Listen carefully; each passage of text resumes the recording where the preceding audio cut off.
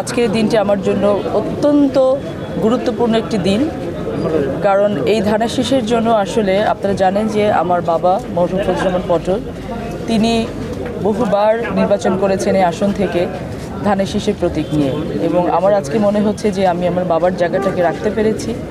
সেজন্য আমি আমার দলের শীর্ষ নেতৃত্ব, হাইকমান্ড, আমাদের চেয়ারম্যান, আমাদের বেগম খালেদা জিয়া যিনি কিছুদিন আগে ইন্তেকাল করেছেন, সকলের প্রতি আমার কৃতজ্ঞতা প্রকাশের আসলে ভাষা নেই যে তারা আমার প্রতি আস্থাটা রেখেছে।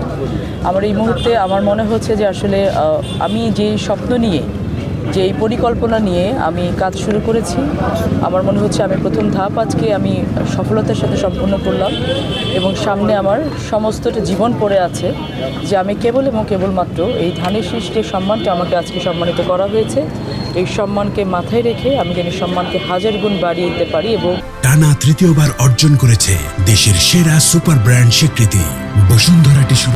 এবং এটাই হওয়ার ছিল। কিছু কিছু এলোমেলো হতেই পারে, এটা রাজনীতিতে থাকতেই পারে, বাট আলটিমেটলি ফজলুর রহমান পটলের ব্লাড, এবং সেটাই প্রমাণিত হয়েছে।